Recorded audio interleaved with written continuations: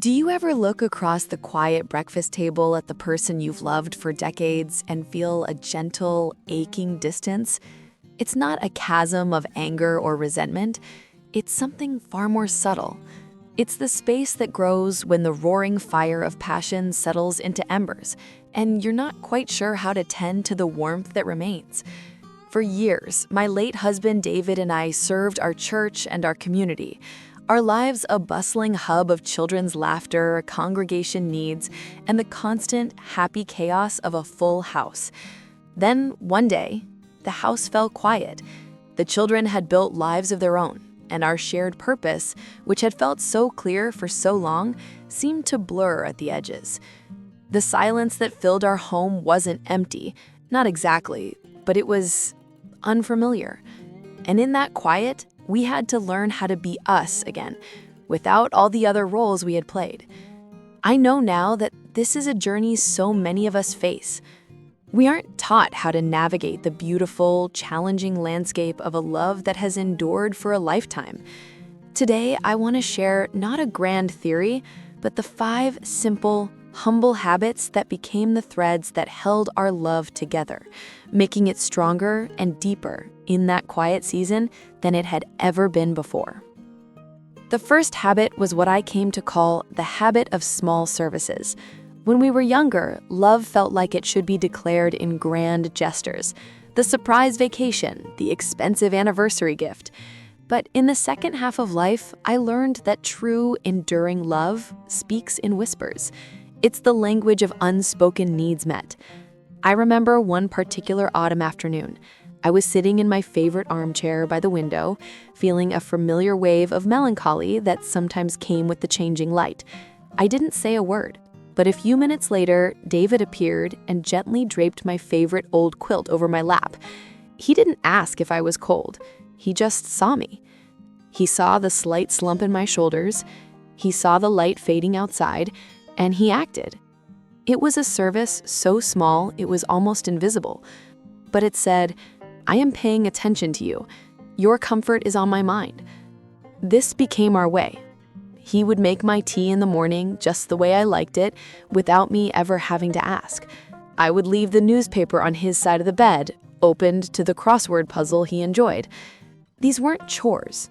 They were tiny, silent prayers of affection. They were acknowledgments that, even after all these years, we were still actively caring for one another. That flame of passion might not roar, but the steady pilot light of care burned brightly in these small, constant acts. It might be worth asking yourself, what is the unspoken language of care in your home, and how can you speak it more fluently today? The second habit, which grew directly from the first, was the habit of true listening. As a teacher, I spent my life trying to help children feel heard, but I realized with some shame that for years I hadn't truly been listening to my own husband.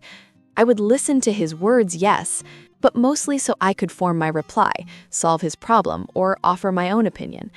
I wasn't listening to the heart behind the words. The change came during a long, rambling conversation about a church committee meeting. David was recounting a disagreement over the annual bake sale, of all things. On the surface, it was trivial.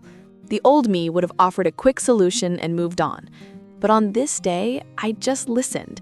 I watched his face, I heard the frustration in his voice, and I realized he wasn't talking about cookies and cakes. He was talking about feeling overlooked, about his contributions no longer feeling as vital as they once had. When he finished, instead of offering a fix, I simply said, "That sounds like it was really hard." It must have felt lonely to be the only one seeing it that way. The relief that washed over his face was profound. He didn't need me to solve his problem. He needed me to see his heart. We began to practice this kind of listening intentionally. We learned to hear the fear of change hidden in a complaint about new technology, or the longing for connection in a story about a friend. We stopped listening to respond and started listening to understand. Perhaps the next time a loved one speaks, we can try to listen not just to their words, but for the feeling tucked just beneath them.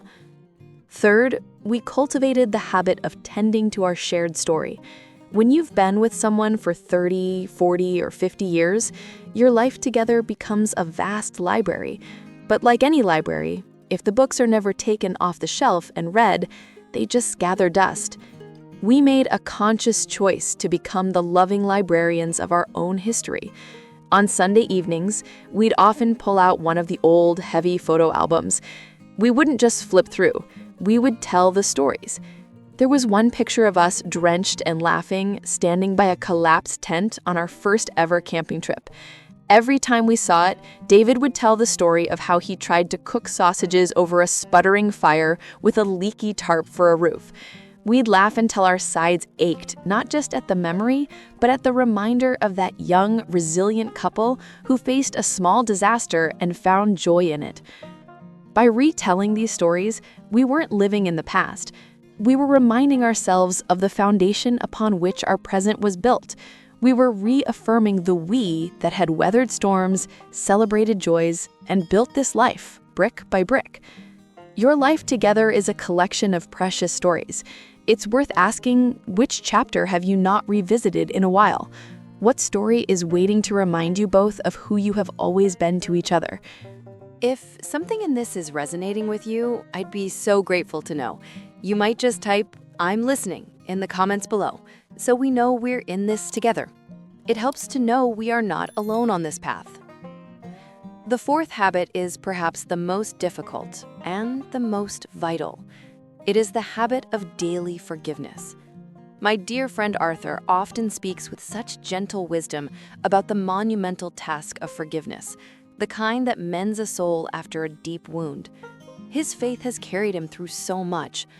But in a long marriage, I learned there is another, quieter kind of forgiveness that is required not once, but every single day. It's the forgiveness for the small things, the cap left off the toothpaste, the same story told for the 100th time, the careless words spoken in a moment of tiredness. For years, I let these tiny grievances build up like sediment in a river, slowly making the water shallow and murky. I held on to the right to be irritated, but choosing to be right is often the loneliest victory. I remember consciously deciding, one morning, to let go. David had, for the 1,000th time, left a trail of open books from the living room to the kitchen. My first instinct was a familiar flash of annoyance, but then I took a breath and I chose a different path. I looked at the books not as a mess, but as a sign of the curious, wonderful mind of the man I loved. I chose peace over being right. This small act of forgiveness, this tiny release of resentment, was freeing. It didn't mean we never talked about annoyances, but it meant we chose which battles were worth the peace they would cost, and almost none of them were. Finally, the fifth habit was the one that truly re-anchored us when we felt adrift. It was the habit of looking outward. Together. When the children were our main project, our purpose was clear. With them gone, we had to find a new, shared why. It reminds me of how my friend Elias, after losing his dear Martha, poured his heart and his purpose into his workshop, mending things for his neighbors and finding his rhythm in the steady work of his hands. For David and me, our workshop became the community. We saw a need at a local shelter and decided, together, to volunteer in their soup kitchen every Tuesday morning. At first, it was just something to do, but soon, it became the highlight of our week. Chopping vegetables side by side, serving meals to people who needed a warm plate and a kind word, we found a new shared rhythm.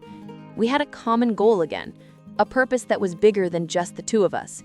We had new stories to share at the end of the day, new people to care about, together. We stopped looking only at each other to fill the empty spaces in our lives, and instead, we stood shoulder to shoulder and looked outward. That shared sense of purpose became the fertile ground where our love, in its new season, could put down even deeper roots. It might be worth asking, what is the new outward direction your love could point towards? Where can you, together, be a source of grace in the world? These 5 habits, small services, true listening, tending your story, daily forgiveness, and looking outward together, they are not glamorous. They won't be the subject of epic poems, but they are the quiet, sturdy stuff of a love that lasts.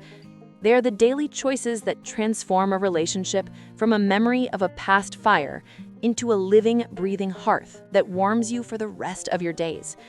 It's a love that says, I see you, I hear you, I remember you, I choose you, and I stand with you.